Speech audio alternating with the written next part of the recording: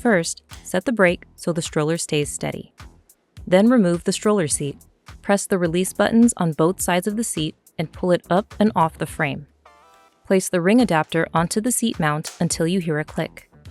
Now set the infant carrier down onto the ring adapter until it clicks into place. Always pull up on the carrier to confirm both the carrier and the adapter are fully locked. The ring adapter works both ways. You can set the carrier rear-facing or forward-facing, depending on your preference.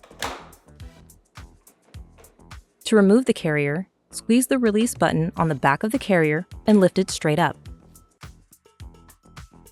If you want to fold it, you can leave the adapter on.